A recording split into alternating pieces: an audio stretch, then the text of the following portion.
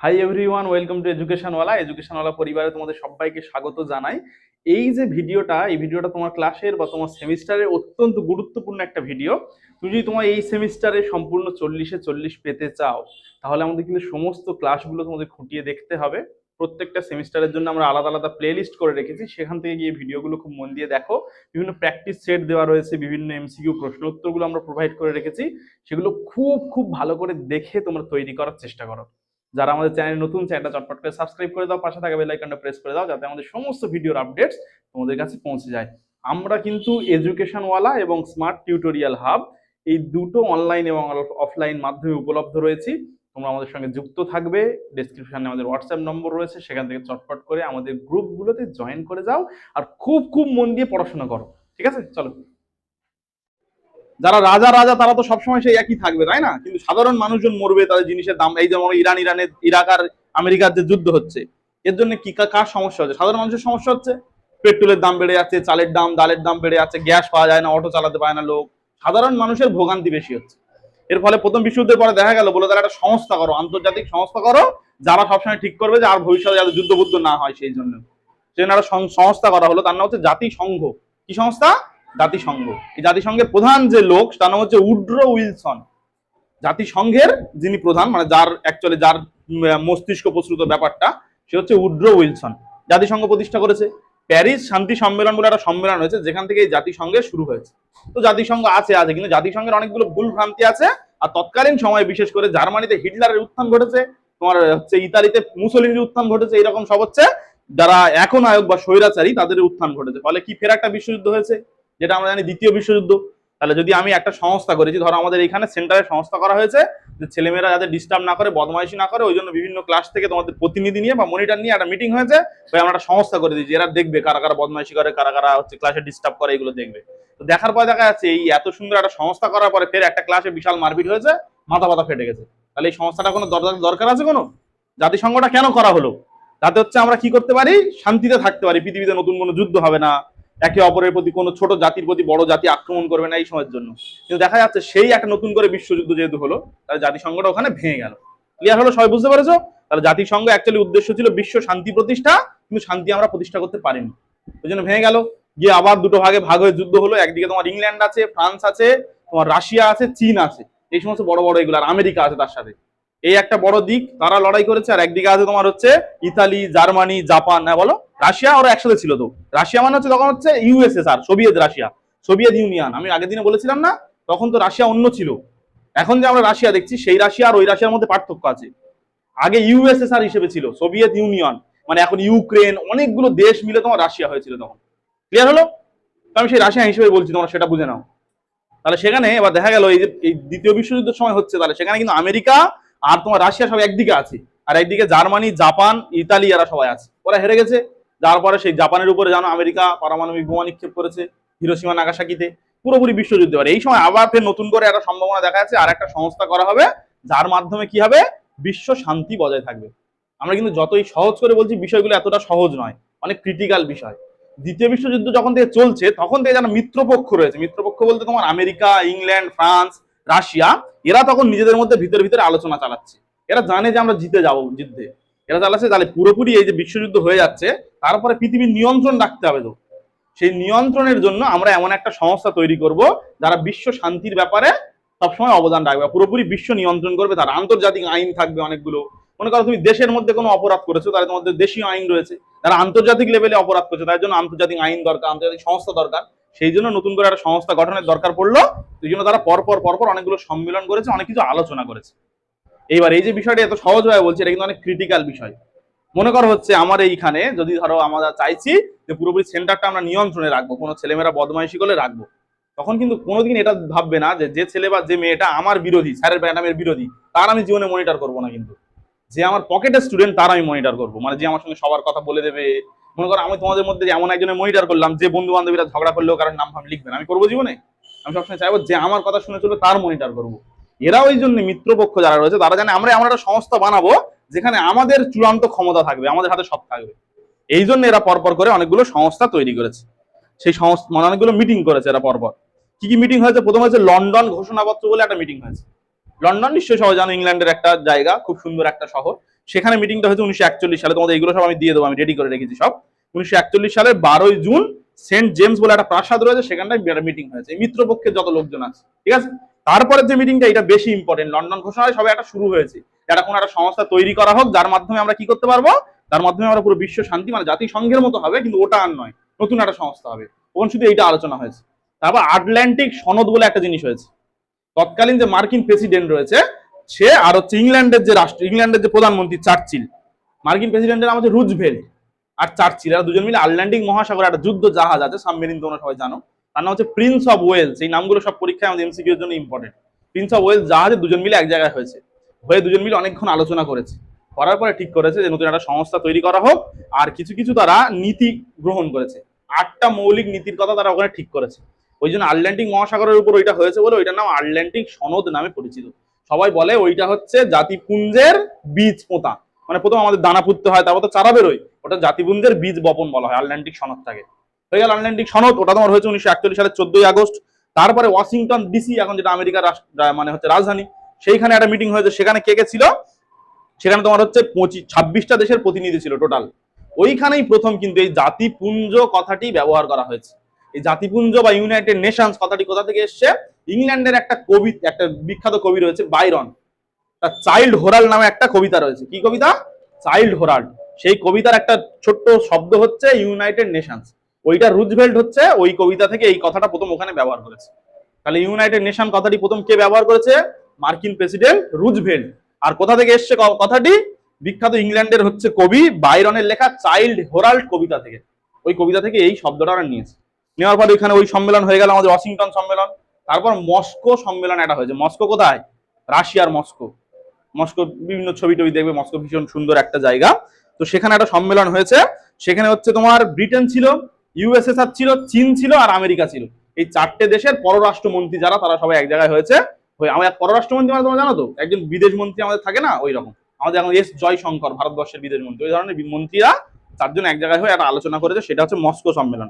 ওটা হচ্ছে 1943 সালে। আচ্ছা, তারপর যে তেহরান ঘোষণা, তেহরানের নাম তোমরা সবাই এখন শুনেছো, এই যুদ্ধকালীন ব্যাপার, ইরানের রাজধানীর নাম তেহরান। তেহরানে একটা সম্মেলন হয়েছে, সেখানে ওরা ওই 4জন বড় বড় নেতা ছিল। একটা হচ্ছে তোমার আমেরিকার প্রেসিডেন্ট রুজভেল্ট, ইংল্যান্ডের হচ্ছে চার্চিল, আর হচ্ছে তোমার রাশিয়ার হচ্ছে তখন ছিল স্ট্যালিন, ঠিক আছে। এরা সবাই এক জায়গায় হয়েছে, হয়ে তিনজন প্রধানত এক জায়গায় হয়ে কাজ করেছে। তারপর ডাম্বারটন বলে একটা জায়গা রয়েছে, সেখানে 1944 সালের 21শে আগস্ট ওরা হচ্ছে এক জায়গায় হয়েছে বিদেশ মন্ত্রী। তারপর হচ্ছে ইয়াল্টা সম্মেলন, এটা লাস্ট সম্মেলন। ইয়াল্টা সম্মেলন 1945 সালের 4ই ফেব্রুয়ারি থেকে 11ই ফেব্রুয়ারি পর্যন্ত চলেছে। ওরা হচ্ছে ওই ক্রিমিয়ার একটা জায়গা রয়েছে ইয়াল্টা বলে, সেখানে এক জায়গায় হয়েছে।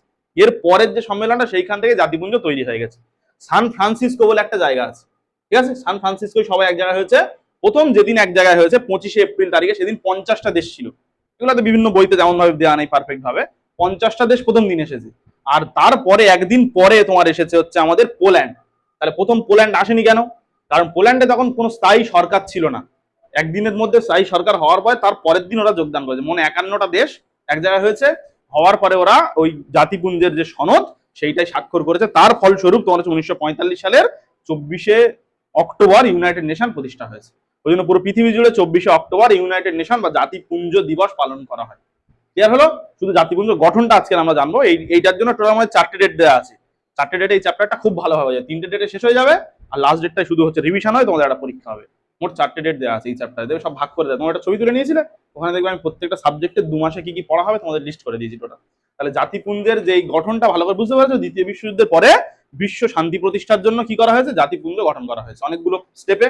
তাহলে মোট হচ্ছে 4 বছর, 4 বছর এতগুলো সম্মেলন, এটা কিন্তু মানে আহামরি বিশাল বড় ব্যাপার। কেন বলতো? এত বড় বড় দেশ, মনে করো রাশিয়ার একটা নির্দিষ্ট দিক আছে, আমেরিকার আছে, ইংল্যান্ডের আছে, চীনের আছে, আরো যে 50টা দেশ আমার আছে, মোট 51টা দেশের কথা বললাম, আরো যে 47টা দেশ, সবার একত্রিত করে নিয়ে বারবার সম্মেলন করে কি কি নীতি হবে, কি কি পরিষদ হবে, সব নির্ধারণ করে তারপরে ঠিক করা হয়েছে জাতিপুঞ্জ গঠন করা হবে। ক্লিয়ার হলো কি বললাম? আচ্ছা, চলো দাঁড়াও, এইটুকুর মধ্যে আর যদি কিছু থাকে ভালো করে বলে দিই, আমরা কিচ্ছু বাদ দেবো না একদম। আচ্ছা, জাতিপুঞ্জের মোট সদস্য কতজন? 193 এই পর্যন্ত। মানে তোমাদের কি কটা দেশ ছিল? 51টা। এগুলো কিন্তু সব শর্ট পড়ে নাও। প্রথম 51টা দেশ ছিল, তারপর এখন হচ্ছে তোমার দেশের সংখ্যা হচ্ছে 193টা। এবার কোন দেশ কত সালে লেখো? লেখো ইউনাইটেড নেশনস, ইউনাইটেড নেশনস কত সালে প্রতিষ্ঠিত হয় বা কবে প্রতিষ্ঠিত হয়? ইউনাইটেড নেশনস কবে প্রতিষ্ঠিত হয়? ও হ্যাঁ, সেই যেটা এতক্ষণ ধরে তোমায় খুঁজছিলাম মনে পড়েছে, আমি বলছিলাম যে সর্বশেষ কোন দেশ জয়েন করেছে ওখানে, দক্ষিণ সুদান। দক্ষিণ সুদান হচ্ছে নেশন কবে প্রতিষ্ঠিত হয়? উত্তর লিখে না, 1945 সালের, 1945 সালে, লেখে লেখে লেখে, ঠিক আছে, 1945 সালে 24শে অক্টোবর, 24শে অক্টোবর।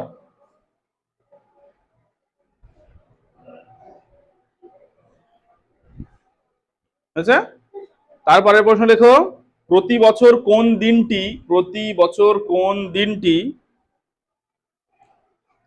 জাতিপুঞ্জ দিবস হিসাবে, জাতিপুঞ্জ দিবস হিসাবে পালিত হয়? প্রতি বছর কোন দিনটি জাতিপুঞ্জ দিবস হিসাবে পালিত হয়? উত্তর লেখো তাহলে। 24শে অক্টোবর, 24শে অক্টোবর।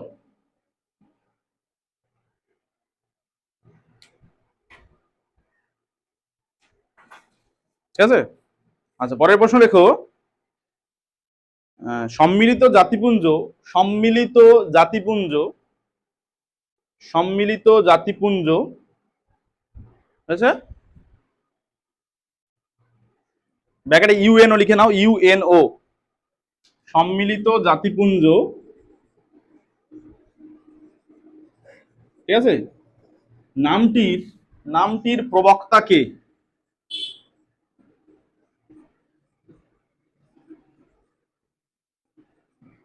সম্মিলিত জাতিপুঞ্জ নামটির প্রবক্তা কে?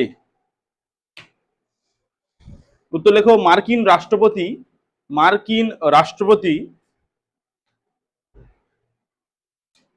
মার্কিন রাষ্ট্রপতি ফ্রাঙ্কলিন, হয়রফলা আকার উয়াই কয় লয় হর্ষই দন্তান্ন, ফ্রাঙ্কলিন ডি রুজভেল্ট, হর্ষ বর্গীয় চ ভয়কাল লয় টয়। প্রয়োজন হলে এখান থেকে দেখে লিখে নাও, মার্কিন রাষ্ট্রপতি ফ্রাঙ্কলিন ডি রুজভেল্ট। ঠিক আছে, মার্কিন রাষ্ট্রপতি ফ্রাঙ্কলিন ডি রুজভেল্ট। ঠিক আছে, তারপরে প্রশ্ন লেখো, United Nations, United Nations, United Nations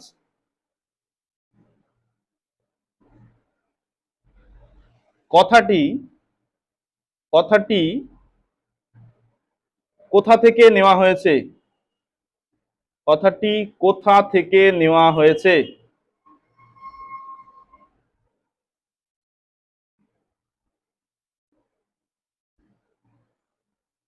হয়েছে, উত্তর লেখো, বিশিষ্ট ইংরেজ কবি, বিশিষ্ট ইংরেজ কবি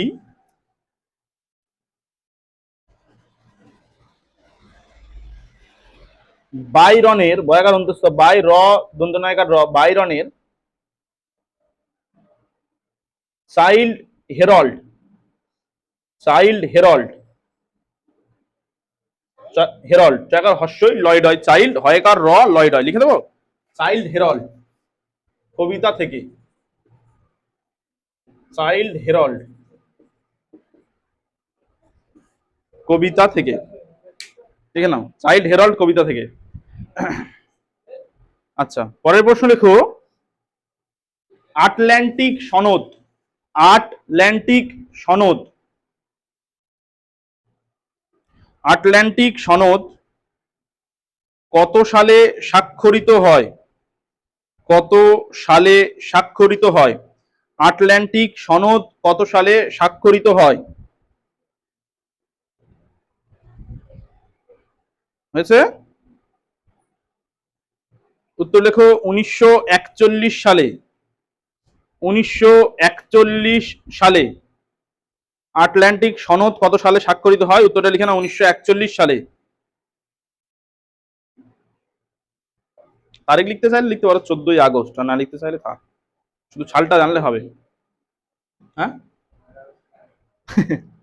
তারপরে লেখো, জাতিপুঞ্জের মোট কয়টি ধারা আছে? হ্যালো, তাই তো, 111টা, 111টি।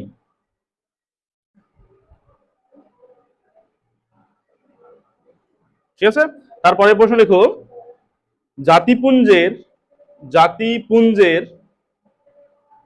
সদর দপ্তর, দন্তেশ্বর দ র, সদর দপ্তর, দ পয়তয় র, জাতিপুঞ্জের সদর দপ্তর কোথায় অবস্থিত? জাতিপুঞ্জের সদর দপ্তর কোথায় অবস্থিত? আচ্ছা, জাতিপুঞ্জের সদর দপ্তর কোথায় অবস্থিত? উত্তর লিখে নাও নিউ ইয়র্ক। নিউ ইয়র্ক, এটা কিন্তু আমেরিকায় আছে। হ্যাঁ, নিউ ইয়র্ক শহরে, নিউ ইয়র্ক শহরে। ঠিক আছে।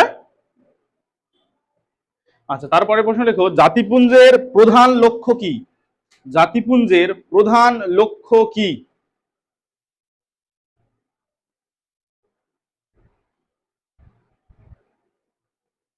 সে জাতিপুঞ্জের প্রধান লক্ষ্য কি? উত্তর লেখো বিশ্ব শান্তি, বিশ্ব শান্তি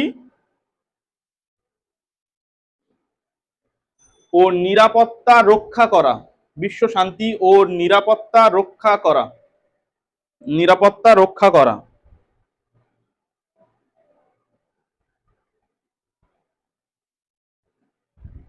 আচ্ছা, তারপরের প্রশ্ন লেখো, জাতিপুঞ্জের সনদে, জাতিপুঞ্জের সনদে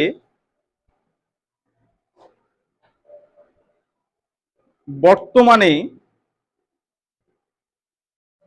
কতজন সদস্য রাষ্ট্রের, কতজন সদস্য রাষ্ট্রের স্বাক্ষর আছে? জাতিপুঞ্জের সনদে বর্তমানে কতজন সদস্য রাষ্ট্রের স্বাক্ষর আছে? ঠিক আছে, কতজন সদস্য রাষ্ট্রের স্বাক্ষর আছে? উত্তর হবে 193টি, 193টি। তাহলে প্রথমে কতজনের ছিল বলো তো? 51, আর এখন হচ্ছে 193। আচ্ছা, তারপরে প্রশ্ন ওটা লিখে নাও। লেখো, জাতিপুঞ্জের, জাতিপুঞ্জ বারবার না লিখে ইউএনও লিখে দাও, শর্টে হয়ে যাবে। ইউএনওর শেষ সদস্য রাষ্ট্র কোনটি? শেষ সদস্য রাষ্ট্র কোনটি? ইউএনওর শেষ সদস্য রাষ্ট্র কোনটি?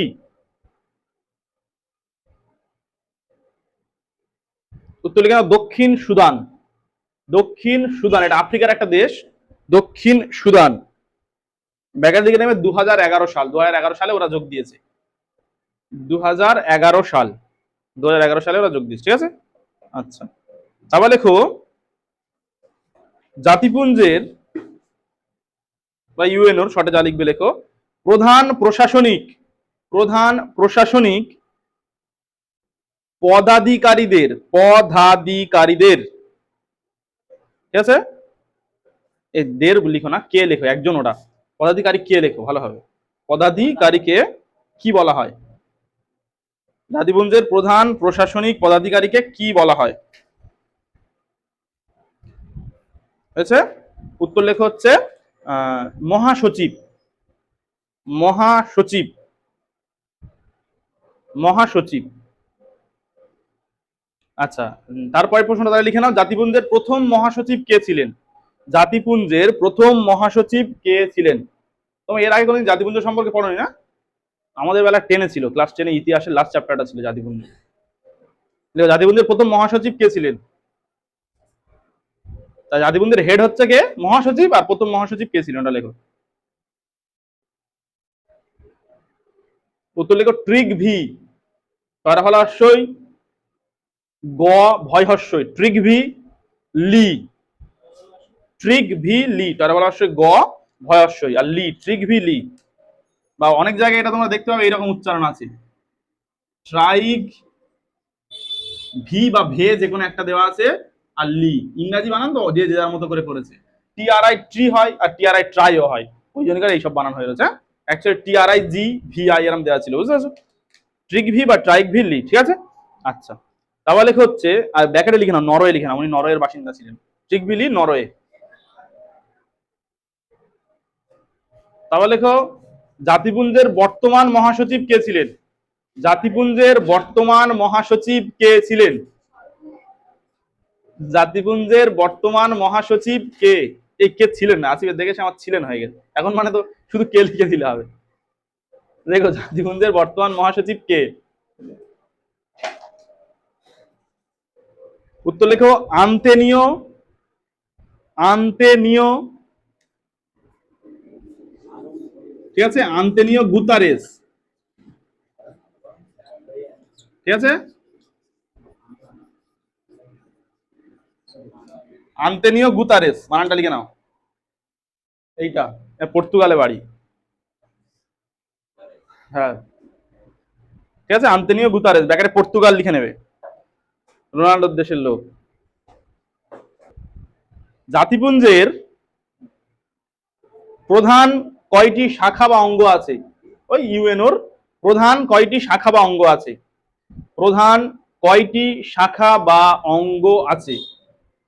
জাতিপুঞ্জের প্রধান কয়টি শাখা বা অঙ্গ আছে? কটা হচ্ছে? 13টা হচ্ছে নাকি 14? আচ্ছা ঠিক আছে। জাতিপুঞ্জের প্রধান কয়টি শাখা বা অঙ্গ আছে? উত্তর লেখো 6টি। 6টি,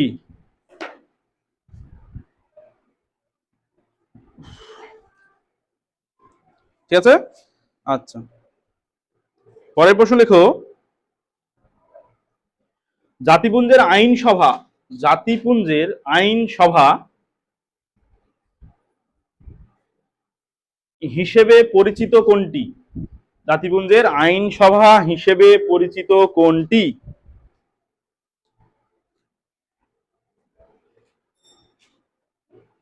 ঠিক আছে, উত্তর লেখো সাধারণ সভা, সাধারণ সভা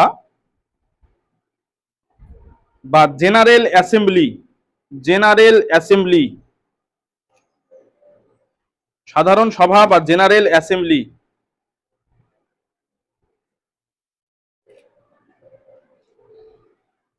ঠিক আছে। আচ্ছা, পরের প্রশ্ন লেখো সাধারণ সভার, সাধারণ সভার বার্ষিক অধিবেশন, বার্ষিক অধিবেশন, সাধারণ সভার বার্ষিক অধিবেশন প্রতি বছর, প্রতি বছর কবে শুরু হয়?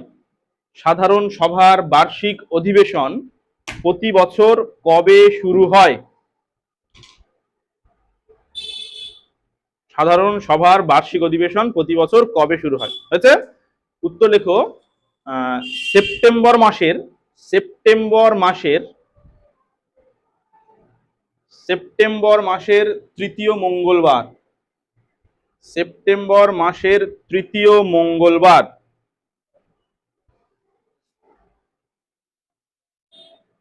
তারপর লেখো সাধারণ সভায় প্রতিটি সদস্য রাষ্ট্র, সাধারণ সভায় প্রতিটি সদস্য রাষ্ট্র কটি ভোট দিতে পারে? কটি ভোট দিতে পারে? সাধারণ সভায় প্রতিটি সদস্য রাষ্ট্র কটি ভোট দিতে পারে? একটি,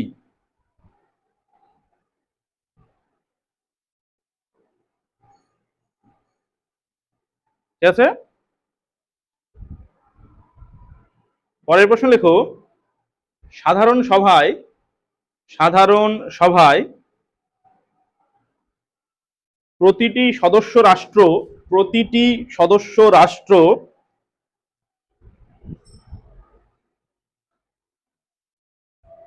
সর্বাধিক কতজন প্রতিনিধি পাঠাতে পারে?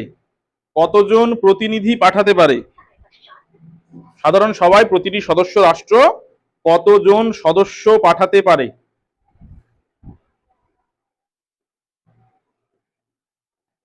হয়েছে? কতজন সদস্য পাঠাতে পারে?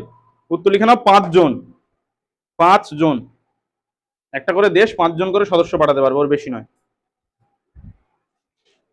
তারপরে প্রশ্ন লেখো শান্তির জন্য ঐক্য, শান্তির জন্য ঐক্য বা ইউনাইটিং ফর পিস,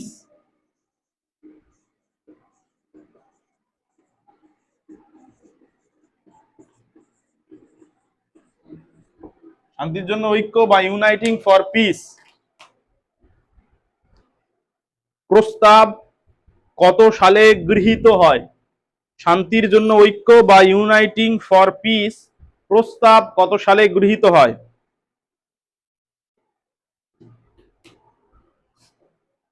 শান্তির জন্য ঐক্য বা ইউনাইটিং ফর পিস প্রস্তাব কত সালে গৃহীত হয়? 1950 সালে। 1950 সালে।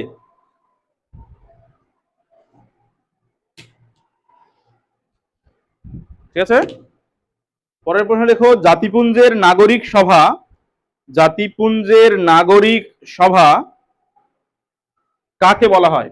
জাতিপুঞ্জের নাগরিক সভা কাকে বলা হয়? জাতিপুঞ্জের বিচার বিভাগীয় অঙ্গের নাম কি? বিচার বিভাগীয় অঙ্গের নাম কি? জাতিপুঞ্জের বিচার বিভাগীয় অঙ্গের নাম কি? উত্তর লিখে নাও। আচ্ছা আস্তে আস্তে লেখো, লেখো লেখো। জাতিপুঞ্জের বিচার বিভাগীয় অঙ্গের নাম কি? জাতিপুঞ্জের বিচার বিভাগীয় অঙ্গের নাম কি? উত্তর লেখো, আন্তর্জাতিক বিচারালয়। আন্তর্জাতিক বিচারালয়।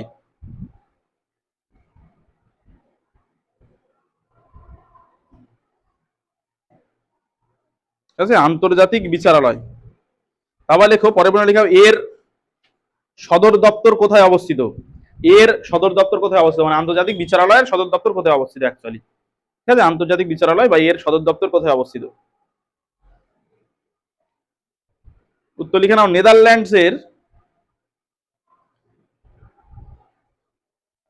নেদারল্যান্ডসের হেগ শহরে বা দা হেগ শহরে। ঠিক আছে, নেদারল্যান্ডসের হেগ শহরে বা দা হেগ শহরে। হেগ বানানটা এরকম হয়, আর গ আর না ইংরেজিতে লিখলে HAGUE। ঠিক আছে, নেদারল্যান্ডসের দা হেগ শহরে। আর দুটো লেখাও নাও। তাহলে আন্তর্জাতিক বিচারালয়ে, আন্তর্জাতিক বিচারালয়ে মোট কতজন বিচারক থাকেন? মোট কতজন বিচারক থাকেন?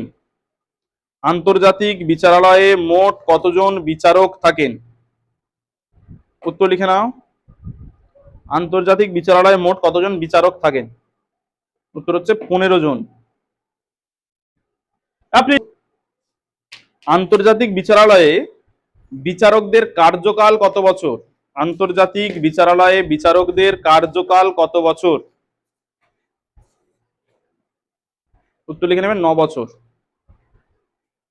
আশা করছি ভিডিওটা তোমাদের অনেক ভালো লেগেছে। ভিডিওটা ভালো লেগে থাকলে অবশ্যই লাইক করবে, তোমাদের যা যা প্রয়োজন রয়েছে সেই সমস্ত বিষয়ে কমেন্ট করবে, আর ভিডিওটা অনেক অনেক বেশি করে শেয়ার করার রিকোয়েস্ট রইল তোমাদের কাছে। কারণ এই যে এডুকেশন ওয়ালা পরিবারটা কিন্তু তোমাদের নিজেদের, তো সেখানে সবাই মিলে আমরা কাজ করব, সবাই মিলে পড়াশোনা করব, আর সেমিস্টারগুলোতে খুব খুব ভালো রেজাল্ট করব। সবার সঙ্গে দেখা হচ্ছে পরবর্তী কোনো একটা ভিডিওতে। ততক্ষণ খুব ভালো থাকবে, সুস্থ থাকবে, নিজের খেয়াল রাখবে, আর সবসময় কিন্তু পড়াশোনার সঙ্গে থাকবে। টাটা।